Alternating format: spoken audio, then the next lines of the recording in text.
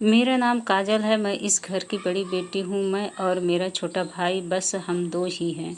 Mummy daddy मेरे बहुत अच्छे हैं, मुझे बहुत सपोर्ट करते हैं। जितना चाहा मुझे पढ़ाया। मैंने बीएड किया है। हमेशा से मुझे टीचर ही बनना था। मुझे बच्चे अच्छे लगते हैं। मैं शुरू से ही अरेंज मैरिज चाहती थी। मम्मी पापा जो भी मेरे लिए लड़का देखेंगे वो अच्छा ही होगा। मुझे पता है वो मेरी हाँ ज़रूर पूछेंगे। अब मम्मी पापा ने मेरी शादी की तैयारियां तेज़ी से कर दी है। एक लड़का इस रविवार मुझे देखने आने वाला है। लड़के की तस्वीर उसके पहले आ गई है। पापा पहले लड़के की खोज खबर अच्छे से निकलवा लेते हैं, फिर ही मुझे किसी की तस्वीर दिखाते हैं। अब आज रविवार भी आ गया। मुझे लगा शायद वो भी रिजेक्ट हो गया होगा, इसलिए अभी तक मुझे लड़का दिखाया नहीं गया। मैं सोकर उठी तो मम्मी मेरे कमरे में आई और बोली, बेटा लड़के वाले आने वाले हैं, तू तैयार हो जा। बहुत ही शॉर्ट नोटिस में मुझे तैयार होने को कहा गया। लड़के वाले आ गए। मैं अभी भी किचन में हूँ। नाश्ते और चाय की प्लेट जमा रही हूँ। बाहर से मुझे बात करने की आवाज़ सुनाई दे रही है। कुछ ही मिनटों के बाद मम्मी की आवाज़ आई। मैं बाहर ट्रे लेकर गई।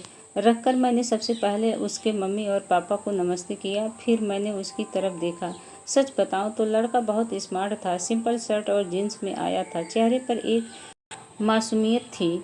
मैंने तो मन में हाँ कर दी थी, पर मेरी हाँ में क्या होता, उसे भी मैं पसंद आनी चाहिए। फिर घर वालों ने बोला कि बेटा अकेले में कुछ बात करनी हो तो कर लो।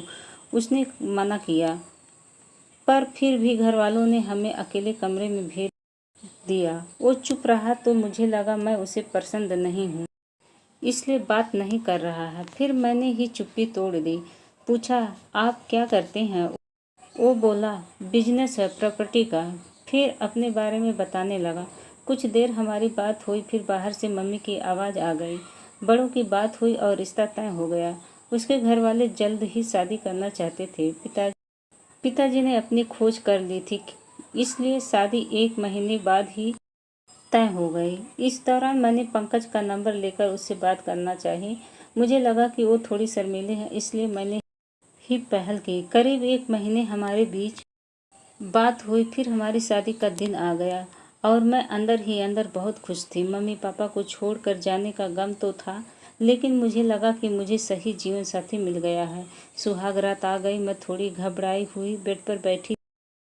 फिर वो आए और मेरी तरफ देखा। मैंने भी हल्की सी स्माइल पास की। पंकज ने कुर्ता पहन रखा था। मैं थोड़ा घबरा रहा था। मुझे लगा जैसे मैं नर्वस हूँ, शायद वो भी इसी तरह होगा। पंकज अब बाथरूम गया और कुर्ता चेंज करके आया। फिर पंकज आकर बोला कि आज शायद तुम बहुत थक गई होगी, आराम कर लो। मुझे लगा वो भी थका है, इसलिए मैंने ज़्यादा सवाल जवाब नहीं किया। अगली सुबह को बाथरूम में फ्रेश होकर नहाकर और कपड़े भी अंदर ही चेंज करके आया। मुझे थोड़ा अजीब लगा। फिर मैंने सोचा शायद उनकी यह आदत होगी। अगली रात फिर आई और पंकज ने फिर ऐसा ही किया। अभी तक हमने ठीक से बात भी नहीं की थी। अब मुझे लगा कि पंकज कुछ मुझसे छुपा रहा है, क्योंकि उसके चेहरे पर साफ दिखाई दे रहा है। अगली रात जब वो बाथरूम से कपड़े चेंज करके आया तो मैंने उन्हें टोक ही दिया। आप बेड पर बैठी थी, फिर वो आए और मेरी बात क्यों छुपा रहे हैं? कुछ बात है तो आप मुझसे कह सकते हैं।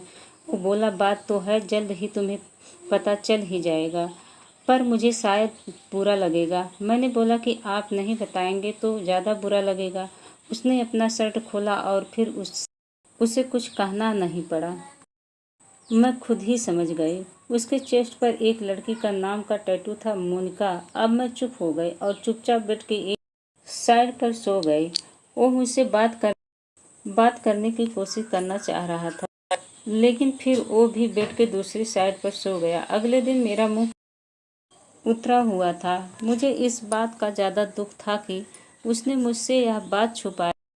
हाँ, हमें कम समय मिला, लेकिन फिर भी इतना समय था कि वो मुझे बता सकता था। अगली रात को फिर कमरे में आया। उसके आने के पहले ही मैं बेड के साइड पर सो चुकी थी। उसने मुझे मेरी बाह पर हाथ लगाया और बोला कि तुम चाहो तो हम बात कर सकते हैं। मैंने बोला, अब क्या बताओगे? वो बोला कि मैं उस लड़की से प्यार करता था, लेकिन मोनिका को हमेशा से विदेश में शिफ्ट होना था, इसलिए जब उसे मौका मिला तो वो चली गई। मैंने पूछा, वो तुम्हें छोड़कर किसी के साथ चली गई? वो बोला कि हाँ, मैं चाहता तो यह टैटू को साफ करवा लेता, लेकिन मैंने सोचा पहले तुम्हें दिखाऊंगा। तुम्हारी बातों से मुझे लगा था कि तुम मुझे समझोगी। फिर वो चुप हो गई। मैंने बोला कि तुम मुझे शादी के पहले भी बता सकते थे। वो बोला, अगर मैं बताता तो क्या तुम शादी करती? और अगर अब भी तुम जाना चाहती हो तो जा सकती हो। मैं वही करूँगा जो तुम्हें अच्छा लगेगा। उस रात मेरा गुस्सा पता नहीं कहाँ चला गया, लेकिन थोड़ा डर भी था कि कहीं फिर से झूठ तो नहीं बोल रहा है।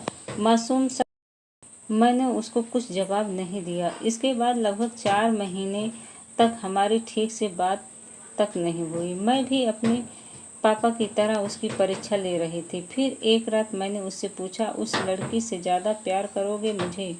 वो बोला, वो तो उसी रात तय हो गया था जब तुमने सच सुनने के बाद मुझे माफ़ कर ही दिया था। मैं बोली, मैंने कब बोला कि मैंने माफ़ कर दिया? फिर वो बोला, तो अब माफ़ कर दो। उसकी मासूम शक्ल ने मुझे उसको माफ़ करने पर मजबूर कर ही दिया। मुझे सच में वो अच्छा लगने लगा। तो दोस्तों, ये कहानी आप लोगों को कैसी लगी? अगर कहानी हमारी अच्छी लगी होगी तो हमारे कहानी को लाइक कीजिएगा, और अभी तक हमारे चैनल को सब्सक्राइब नहीं किया है तो प्लीज़ हमारे चैनल को सब्सक्राइब कीजिएगा। धन्यवाद।